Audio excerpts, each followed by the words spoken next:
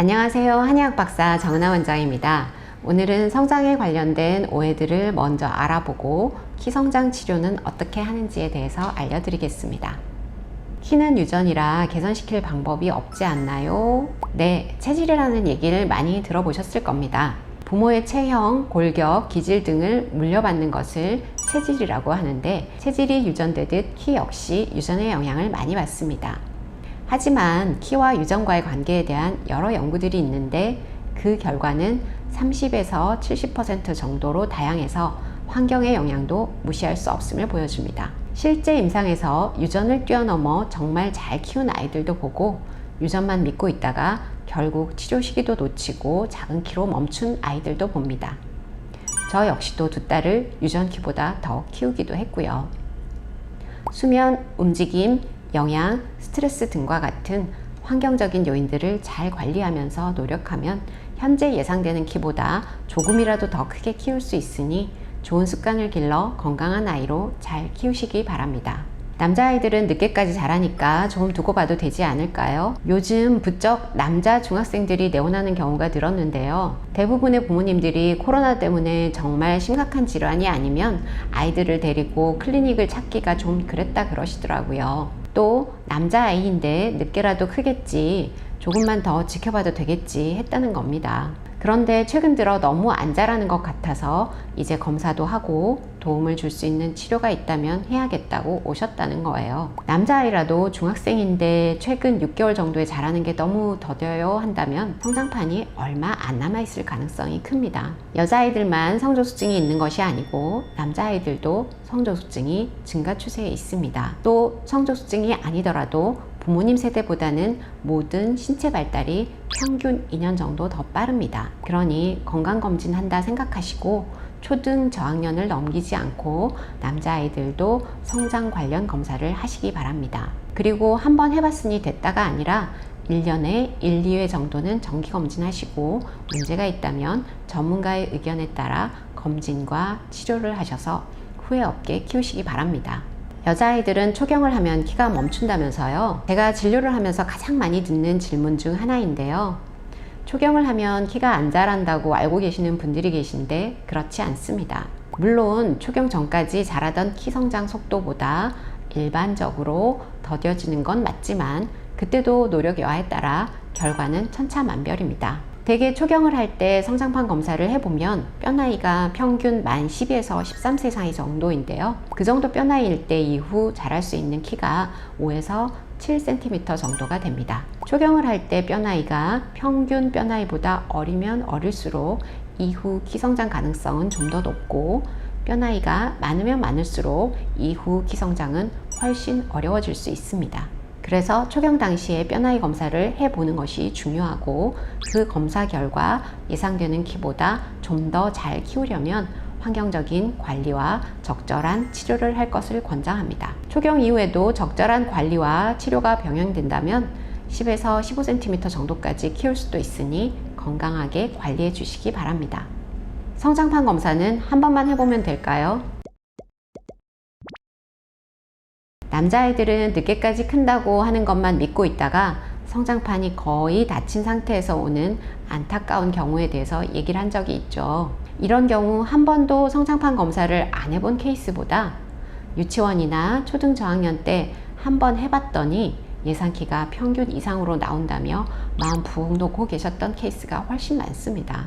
우리 아들은 성장판 검사 이후에 예상키가 170 후반 이상은 된다고 했으니까 중학생인 지금은 작지만 많이 늦게 자랄 건가 보다 하고 마음을 놓고 있다가 성장의 기회를 잃어버리게 된 거죠. 어린 나이에 성장판 검사를 통해 확인한 예측키는 성장하면서 변수가 너무 많아서 최종 결과도 그럴 것이다 생각하면 안 되는 경우가 많습니다. 평균적인 아이들의 성장 발달 속도를 따라간다는 전제를 두고 검사 당시 키의 백분위와 성장판 상태를 가지고 계산을 하는 것입니다. 그래서 성장 속도가 평균적이다 하면 예측키대로 자라겠지만 그렇지 않은 경우들이 많아서 검사할 때마다 예측키가 달라지게 되는 게 현실입니다. 그러니 큰 문제가 없었다면 1년에 최소 1, 2회 정도의 추적 검사가 필요하고, 약간 문제가 있었다면 3, 4개월에 1회 정도의 정기적인 검사와 함께 적절한 관리와 치료를 하시기 바랍니다. 키 성장을 위해 잠은 꼭 10시에 자야 하나요? 적당한 수면 시간과 취침 시각을 일률적으로 제시하기가 참 힘들긴 합니다. 미국 수면학회에 따르면 청소년의 경우 8시간에서 10시간 정도 수면을 권장하는데요.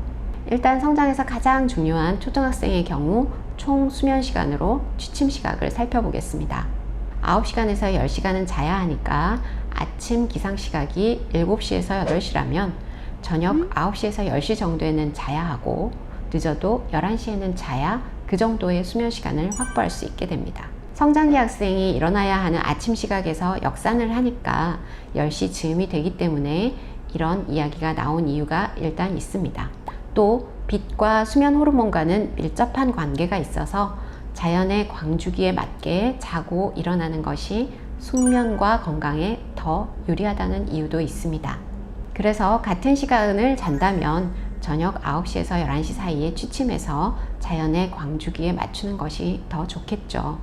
그런데 총 수면 시간도 중요하지만 키 성장과 건강을 위해 가장 중요한 건 수면 초기 3-4시간인데요. 하루 중에 분비되어야 할 성장 호르몬의 60에서 70% 이상이 분비되는 시간입니다. 또 하루 종일 피로해진 뇌를 청소하고 깨어있는 동안 입력된 많은 정보들을 잘 정리정돈해서 인출하기 쉬운 상태로 만드는 중요한 시간이기도 합니다. 그래서 초기 수면을 얼마나 깊은 숙면으로 빠지게 하느냐가 관건인데요. 그러려면 취침 2시간 전에는 음식 섭취를 마무리해 주어야 하고 취침 1-2시간 전에는 전자기기를 제한하고 약간 노란빛의 실내등 아래에서 가벼운 활동이나 책을 읽으면서 잠잘 준비를 하는 것이 필요합니다. 참고로 성인에게 필요한 수면 시간은 최소 7시간 정도인데요. 아이와 부모님의 건강을 위해 지혜로운 수면 계획을 세우시기 바랍니다. 한약이 뼈 나이를 빨리 가게 한다는 얘기들이 많던데 정말인가요? 결론부터 말씀드리면 한약이 뼈 나이를 빨리 가게 하지 않습니다. 키성장이나 성조수증 치료를 할 때 정말 중요한 것이 적절한 속도로 뼈 나이를 조절하는 것인데 키성장과 성조수증 치료를 하는 한약이 뼈 나이를 빨리 가게 하면 안 되지요. 본원에서 치료받은 아이들의 뼈 나이 진행에 대한 결과를 예시로 알려드리겠습니다. 첫 내원 시 본인 나이와 뼈 나이의 갭이 2년 이상 빨랐던 아이들의 72%가 1년 치료 후 갭이 3에서 6개월 정도 줄어드는 결과를 보였고요. 2년 치료 후에는 79%의 아이들이 본인 나이와 뼈 나이의 갭이 6개월에서 1년 정도 줄었습니다. 간혹 뼈 나이가 본인 나이보다 더 어려지는 경우들도 있습니다. 첫 내원 시 뼈 나이와의 갭이 성장 과정 중에 더 벌어지지 않는 것만 해도 키 성장률을 높여 좋은 결과를 낼 수 있는데 대부분의 경우 뼈 나이의 진행이 더디되면서 키 성장도 확보할 수 있으니 걱정하지 않으셔도 되겠습니다. 어떤 경우에 키 성장 치료가 꼭 필요한가요? 키라고 하는 것이 개인의 가치관이 많이 개입되는 영역이다 보니 치료가 필요한 기준이 참 모호할 수 있습니다. 하지만 의학적으로 치료가 꼭 필요한 경우부터 말씀드릴게요. 1. 또래 키 100분위 3% 이내의 아이.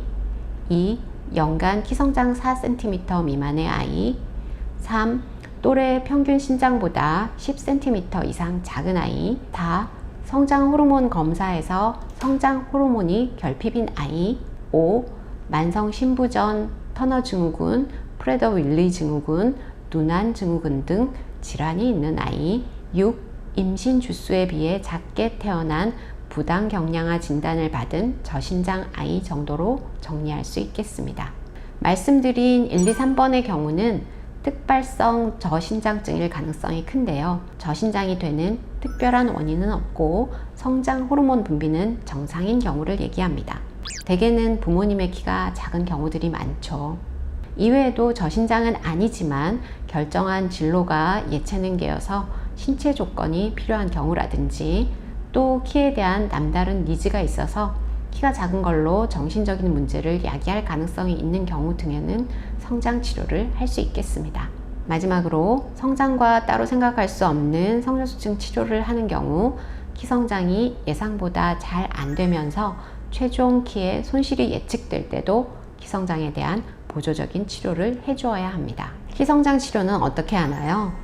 성조숙증, 성장, 성적은 부모님들이 우리 아이들의 문제 중 가장 관심 있는 문제들이죠. 그래서 키성장에 좋다는 영양제들도 정말 많이 먹이고 계시던데요. 영양제는 정확히 얘기하면 건강기능식품으로 전문 의약품이 아님을 알고 너무 큰 기대를 하지 않는 것이 맞습니다.